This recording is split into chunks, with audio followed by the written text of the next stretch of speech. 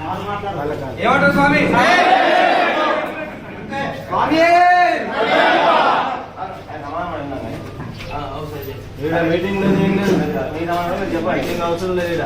Okay, ఇక్కడికి విచ్చేసినటువంటి వారందరికీ కూడా ప్రత్యేక జై భీములు, మూఢనమ్మకాల నిర్మూలన ఉద్యమాభివందనాలు. నా పేరు డాక్టర్ బైరి నరేష్. నేను మూఢనమ్మకాల నిర్మూలన మీద పనిచేసే ఒక సామాజిక కార్యకర్త. 120 కిలోమీటర్ల నుంచి ఈ ఏటూరు నాగరం అనే ఏజెన్సీ గ్రామానికి వచ్చింది ఏ ఒక్కరిని బాధ పెట్టడానికో అవమానించడానికో కాదు. ఒకవేళ నా వల్ల ఏ ఒక్కరి మనసు గాయపడ్డా నన్ను హృదయపూర్వకంగా క్షమించడానికి కోరుతున్నాను. రెండోది, ఈరోజు నేను ఉపన్యాసం మీద దయచేసి ఈ వర్గంతో మాట్లాడడానికి తప్పు అర్థం చేసుకుంటాను. ఇక్కడ ఎవరెవరు బాధపడరో వాళ్ళందరికీ క్షమాపణలు. ఒక వాక్యం, గతంలో నేను మాట్లాడిన మాటలను కూడా వెనక్కి తీసుకుంటున్నాను. రెండో వాక్యం. మూడవది, దానికి నాకు శిక్ష పడింది, జైలుకు వెళ్ళొచ్చాను, 2,60,000 నష్టపోయాను, 3 రాష్ట్రాల్లో కేసులు అయ్యాయి, 1,200 పోలీస్ స్టేషన్లో కేసులు భరించాను, నా భార్య పిల్లలకి దూరంగా ఉన్నాను. ఆ తర్వాత బయటకు వచ్చాక 50 ఛానళ్లలో కూడా నా వల్ల బాధపడ్డ వాళ్ళందరూ నన్ను క్షమించండి, ఇది అయ్యప్ప స్వామి భక్తులకి నాకు సమస్య, మతానికి లేకపోతే మత రాజకీయాలకు సంబంధించింది కాదు, ఇది రాజకీయం చేయొద్దు అని చెప్పాను. ఇది నా వర్గం. ఇక్కడ నేనేం నటించట్లేదు. మీరు నా YouTube channel Bairi Naresh YouTube ఛానల్లో చూడండి, నటించట్లేదు. నేను ఇప్పుడు 4,600 ప్రసంగాలు ఇస్తే ఒక ప్రసంగంలో అయ్యప్ప స్వామి జననం గురించి నేను మాట్లాడినప్పుడు తప్పుగా ఉదాహరణ ఇవ్వడం వల్ల ఇది పొరపాటు జరిగింది, ఇంకోసారి అలా పొరపాటు కొనసాగించడం అప్పుడే చెప్పేశాను. నేను తిరిగి కొనసాగించినప్పుడు మీరు ఇలా నా సమావేశానికి రావచ్చు, అడ్డుకోవచ్చు. కానీ నేను ఒక ఉన్నత చదువుకున్న వ్యక్తిగా, ఈ సమాజంలో ఉన్న మూఢనమ్మకాలు పోవాలనుకునే వ్యక్తిగా, ఒక సంఘానికి అధ్యక్షుడిగా, వేలాది మంది కార్యకర్తలతో ఉన్న నేను ఏ చోటికి వెళ్ళినా వారి మనోభావాలు దెబ్బతీయకుండానే మాట్లాడుతున్నాను. ఒకవేళ దెబ్బతీసినట్టు మీకు అనిపిస్తే ఇలాంటి పెద్దలతో నాకు శిక్ష పెట్టచ్చు, కేసు పెట్టచ్చు. కానీ నేను సంవత్సరం కింద అంటే 12,16 రోజుల క్రితం మాట్లాడిన దానికి ఇప్పుడు ఈ ప్రాంతానికి వచ్చాను కాబట్టి మీరు నన్ను ప్రత్యక్షంగా సారీ చెప్తున్నా.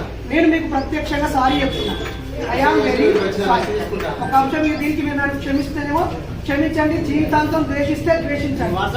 కానీ ఒకరోజు కాకపోతే ఒకరోజైనా ఇతను క్షమాపణ చెప్పింది నిజమేనా? ఆ క్షమాపణ ఈ అయ్యప్ప అంశం కాకుండా ఇతని వల్ల ఈ సమాజానికి ఉపయోగం ఉందా అని కూడా మీరు అన్నా. ఇతని వల్ల ఈ సమాజానికి ఉపయోగం ఉందా, హాని ఉందా కూడా ఆలోచించారు.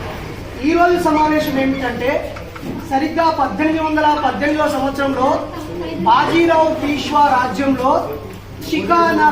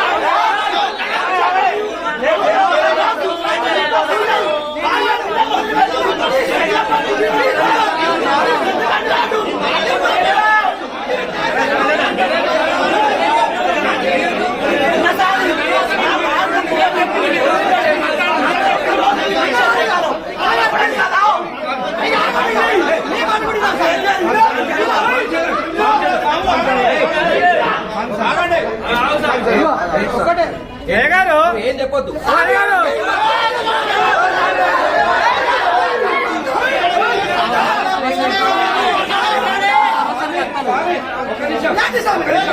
ఈ కార్యక్రమాన్ని మన అయ్యప్ప మాల కించపరిచేందుకు మన 7:30 మండలం తరపున తెలంగాణ రాష్ట్రంపై కార్యక్రమం బహిష్కరిస్తున్నాం. స్వామి వెళ్ళిపోవాలి.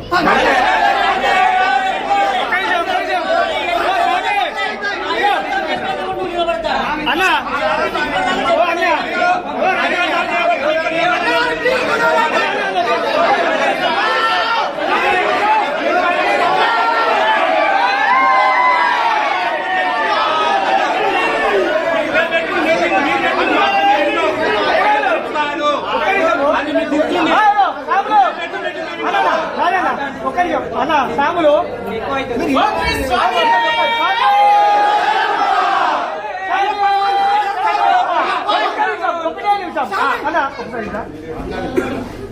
నువ్వు ఒక్కసారి మీడియా పరంగా సాములందరికీ కొంచెం పిచ్చపచ్చే విధంగా మాట్లాడినావన్నా. ఇలా 1818లో కొరియోగ్రాఫ్లో జరిగిన ఉద్యానికి అంబేద్కర్ వాసినటువంటి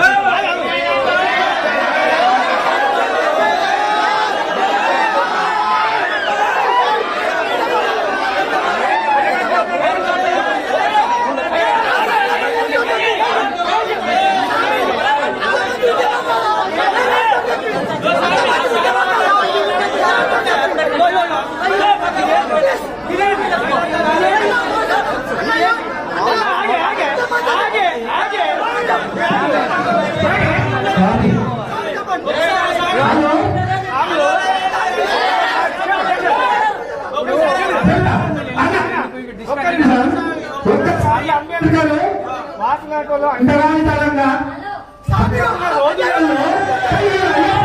అయ్యప్ప